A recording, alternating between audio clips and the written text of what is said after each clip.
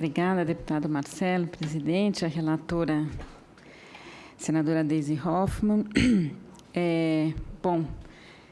E agradecer muito essa casa por estar abrindo mais esse espaço para a gente debater essa lei que tem sido, vamos dizer, uma luta e uma reivindicação de amplos setores da sociedade civil, não só da Associação Brasileira de ONGs, mas de várias entidades que, nos últimos 4 anos, dada a gravidade da situação que enfrentávamos, se articulou numa frente bastante ampla, que congrega entidades, enfim, ligadas a diversos frentes, né, de atuação da sociedade civil, de defesa de direitos, meio ambiente, as entidades de inspiração confessional de diversas confissões, a paz. Acho que agora nós temos, né, entidades de pequenos agricultores, de economia solidária, enfim, nós temos realmente uma frente ampla, diversas entidades ligadas ao setor empresarial, que, de fato, viram que nós tínhamos aí um problema que era de todos e nos unimos para mudar esse ordenamento e realmente constituir aí um ambiente mais saudável, né, para a participação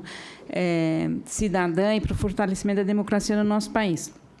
Eu vou focar também, até por uma questão de tempo, é muito complexa, teria vários detalhes, sugestões que a gente poderia melhorar, mas eu vou fazer um foco aqui em alguns pontos que a plataforma das entidades da sociedade civil entendeu que eram essenciais e, justamente aqui, em diversas instâncias, nós vamos defender, porque eu acho assim, a gente sabe que essa legislação vem ali das CPIs, e, em muitos casos, elas carregaram um certo ranço, né, de todo o clima de criminalização das organizações, mas a gente conseguiu, ao longo dos debates aí que foram citados, reverter essa visão e ter uma lei que quer criar um ambiente jurídico favorável, porque reconhece o valor dessas entidades, e a gente quer, vamos dizer, criar um ambiente seguro, absoluta transparência e rigor e regras republicanas para acesso aos recursos públicos e que esses recursos sempre, de fato, sirvam a interesses de caráter público.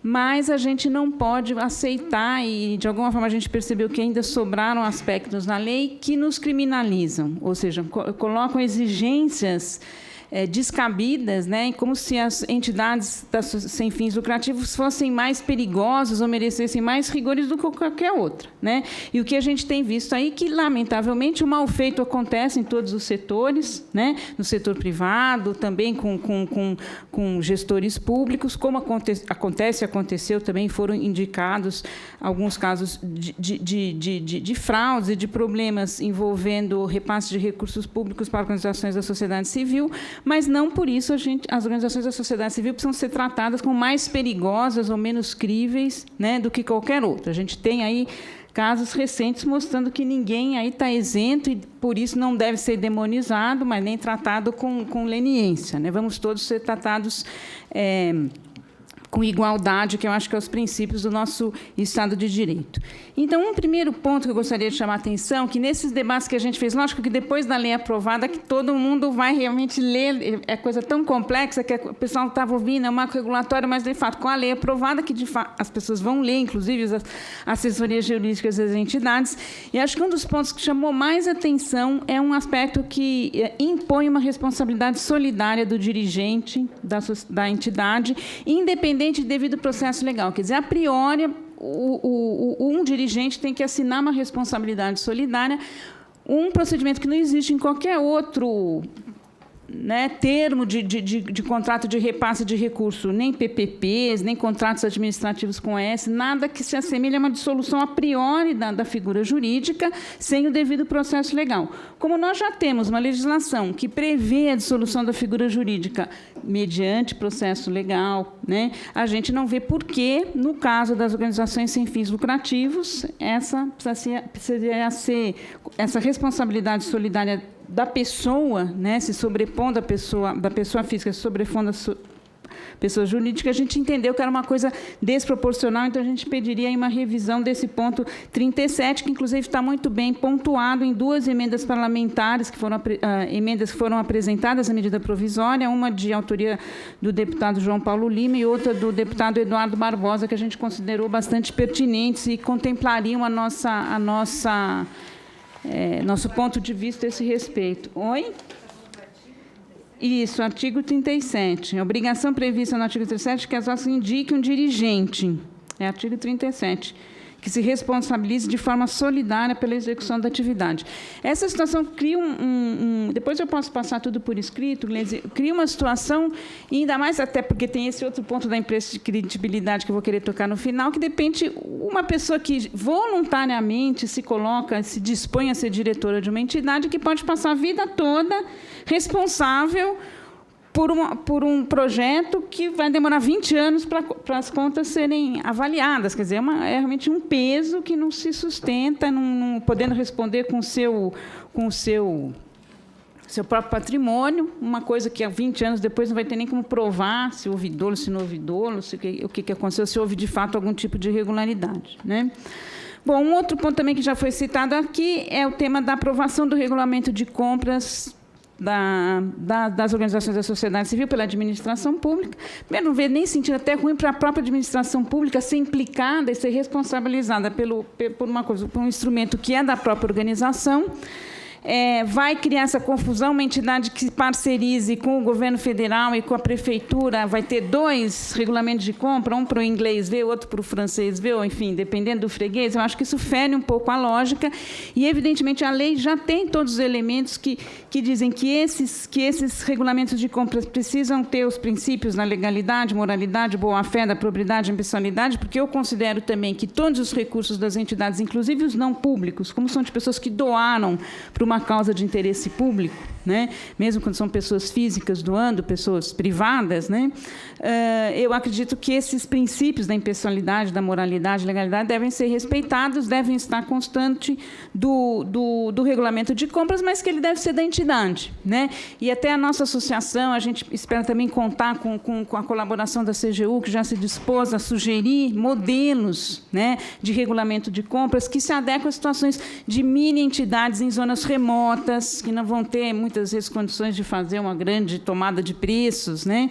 E que se adequem justamente aos montantes que estão sendo manejados e, eventualmente, essa situação de estar trabalhando em alguma zona remota, né? Que implique algumas limitações nas regras, né? de contratação e compras, né? Bom, aí tem alguns pontos, né? Eu posso passar depois por escrito, que isso precisaria ser revisto, né? Porque a aprovação do regulamento pela gestão pública está citada em diversos artigos, né? No 34, no 42, no 43, mas eu posso passar isso mais à frente, né? Um outro ponto, eu acho, que é esse que veda as despesas com obras, né? Ampliação e instalação. Eu acho que isso só faria sentido se essa ampliação ou essa obra não tiver a ver com o objeto do... Eu acho que isso também já tem uma emenda que nos satisfaz, que foi apresentada por o deputado João Paulo Lima. A anterior também foi apresentada tanto pelo Eduardo Barbosa quanto o João Paulo Lima. Tem uma formulação de emenda que nos contempla.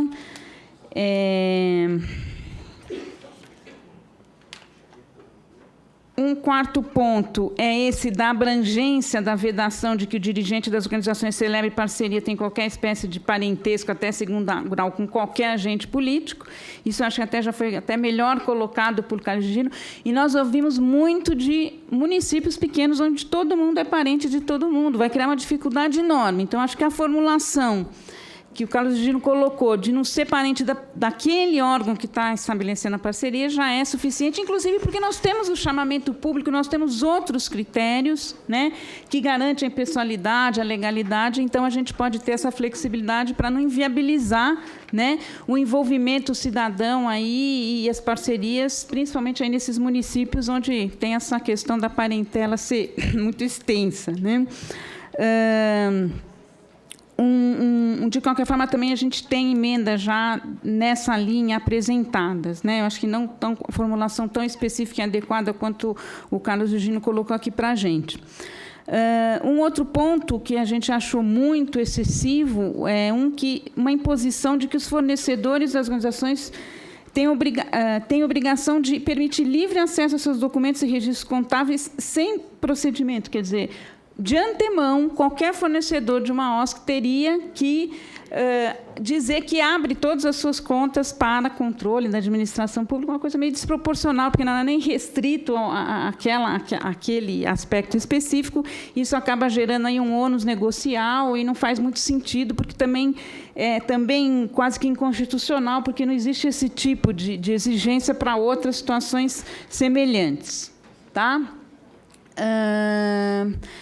Aí, eu diria assim, toda essa história de natureza continuada também surgiu um debate muito forte entre nós. A gente está sensível à importância de ter que fazer ajustes aí para não descontinuar serviços, entender a especificidade desses serviços continuados.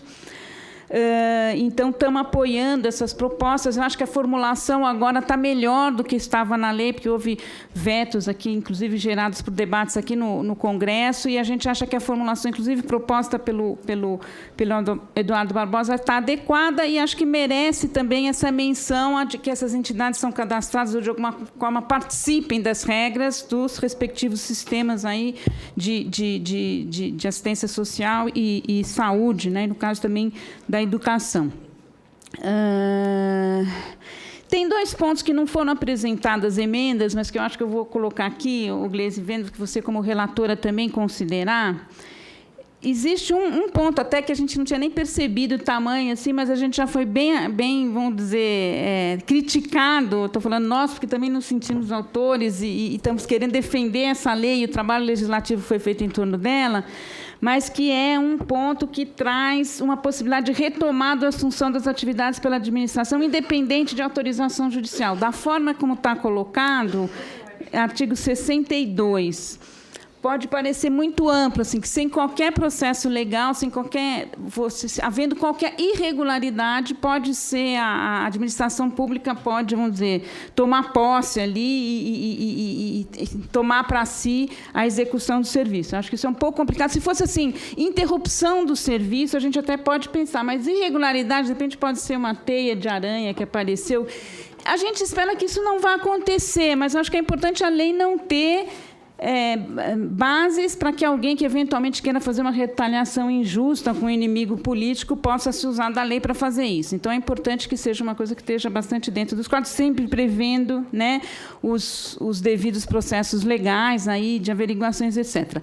E o último ponto, que esse não é teórico, e que eu acho que esse já está acontecendo, é essa questão da prescritibilidade, né, se é imprescritível ou não imprescritível. A gente discutiu muito isso, foi nos levantado que danos ao erário, segundo a Constituição, são imprescritíveis, mas existe uma série de debates. A gente conversou, eu e a gente estivemos conversando isso no TCU, né?